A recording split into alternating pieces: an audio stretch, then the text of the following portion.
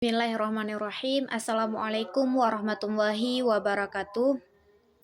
Perkenalkan, nama saya Sarah Salsabila dengan NIM 2208020226. Nah, di sini saya ingin mempresentasikan terkait dengan proposal penelitian saya yang berjudul Pengaruh Program Kartu Indonesia Pintar Kuliah atau disingkat dengan KIPKA dalam meningkatkan prestasi akademik di kalangan mahasiswa UIN Araniri Banda Aceh. Nah, pada kesempatan ini saya ingin sedikit menjelaskan, yaitu program Kartu Indonesia Pintar Kuliah atau disingkat dengan KIPKA ini merupakan salah satu program pemerintah atau upaya pemerintah yang diberikan kepada masyarakat, kepada mahasiswa atau kepada siswa lulusan SMA atau SMK sederajat agar dapat melanjutkan perkuliahan di jenjang perguruan tinggi. Nah, program beasiswa ini diberikan kepada mahasiswa yang berlatar belakang kurang mampu atau memiliki atau memiliki keterbatasan ekonomi atau ekonominya yang menengah ke bawah. Nah,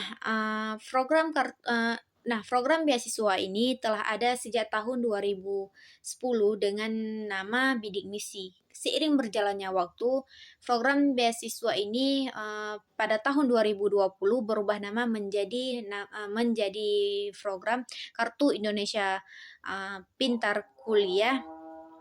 Kartu Indonesia Pintar Kuliah. Nah, di sini terdapat kerjasama dari kementerian, yaitu Kementerian Agama, Kementerian Pendidikan dan Kebudayaan, dan Kementerian Sosial. Nah, program ini yaitu pembiayaan pendidikan atau pembiayaan yang diberikan kepada uang kuliah tunggal atau disingkat dengan UKT. Nah, UIN Araniri Banda Aceh ini merupakan salah satu kampus yang ada di Provinsi Aceh yang turut mendukung terhadap program kartu KIPKA tersebut karena sebagian besarnya adalah mahasiswa UIN Araniri itu adalah mahasiswa yang berasal dari keluarga kurang mampu.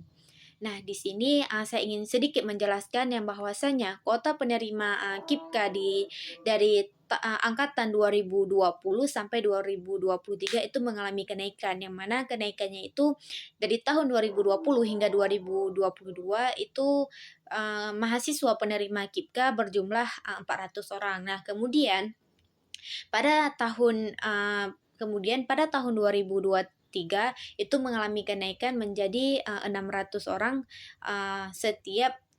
menjadi 600 orang. Nah, di situ terdapat perubahan yang signifikan. Nah, namun kenapa sih perubahan ini dapat terjadi? Karena seperti yang saya katakan tadi, saya ingin meneliti terkait dengan program Kartu Indonesia Pintar Kuliah ini di UIN karena terdapat beberapa kendala dalam proses implementasinya. Nah, salah satu kendalanya itu seperti administrasi yang rumit, kemudian ada sistem pengumpulan berkas yang manual, dan kemudian ada juga sebagian mahasiswa yang dipengaruhi dengan gaya hedonisme. Nah, yang dimaksud dengan gaya hedonisme, ketika ada pembiayaan dana KIP, dana tersebut tidak digunakan seutuhnya untuk pembiayaan kuliah, namun mereka justru ingin mempengaruhi gaya mereka selama masa perkuliahan. Nah, hal ini akan menjadi pengaruh atau terganggunya motivasi belajar dalam pencapaian akademik di setiap mahasiswanya. Kemudian ada rumusan masalah, yaitu apakah ada pengaruh yang signifikan antara program Kartu Indonesia Pintar Kuliah terhadap mahasiswa penerima KIP di UIN Araniri. Nah, di sini saya juga memiliki tujuan penelitiannya, yaitu untuk mengetahui sejauh mana sih program KIPKA dapat meningkatkan prestasi akademik di kalangan mahasiswa UIN Araniri. Nah, kemudian ada kerangka berpikir, yang mana kerangka berpikirnya tuh ada X dan Y, yang mana yang X ini variabel X yaitu pengaruh program Kartu Indonesia Pintar atau KIPKA itu dapat mempengaruhi yaitu dengan variabel Y yaitu meningkatnya prestasi akademik di kalangan mahasiswa UIN Araniri.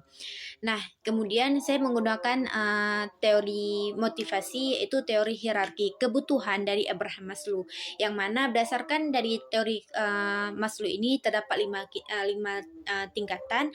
Tingkatan yang pertama yaitu kebutuhan fisiologis atau kebutuhan dasar seperti adanya perguruan tinggi. Nah, hal itu akan menjadi sebuah dasar dalam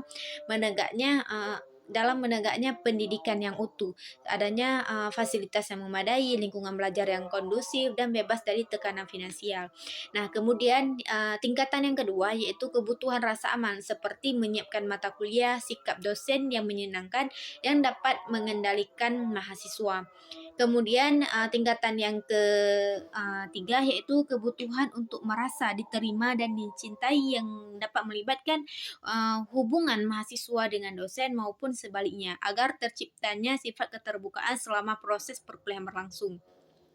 Kemudian yang tingkatan yang keempat yaitu kebutuhan akan harga diri, yaitu penghargaan dari sesama mahasiswa agar dapat menimbulkan rasa percaya diri.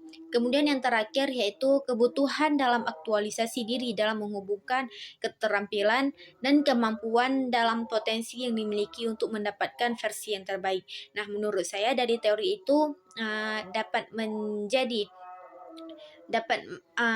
menjadi penelitian saya dalam mengkaji terkait dengan prestasi akademik mahasiswa bagi mahasiswa penerima KIPKA. Nah, kemudian di sini saya juga ada hipotesis yang mana HA itu terdapat pengaruh antara pemberian beasiswa KIP kuliah dengan prestasi akademik. Kemudian yang kedua itu adanya HO. Itu tidak terdapat antaranya pengaruh antara penerima beasiswa dengan program Kartu Indonesia Pintar terhadap prestasi akademik. Nah, kemudian di bab yang ketiga itu adanya metode penelitian. Nah, jenis penelitian yang saya lakukan yaitu jenis menggunakan metode kuantitatif deskriptif. Nah, kemudian lokasi penelitian yaitu Universitas Islam Negeri Araniri Banda Aceh. Kenapa saya melakukan lokasi penelitian? Karena target diri pertama saya penelitian saya adalah di lokasi UIN Araniri karena saya ingin mengkaji lokasi tersebut, dan kemudian teknik pengumpulan data yaitu menyebarnya kuesioner. Kemudian yang metode penelitian yaitu ada dua. Yang pertama ada data primer dan data sekunder. Kemudian populasi dan sampel itu yaitu purposive sampling. Nah, inilah yang dapat saya sampaikan. Lebih dan kurang mohon maaf. Wallahu muwaffiq ila aqwamit thoriq. Wassalamualaikum warahmatullahi wabarakatuh.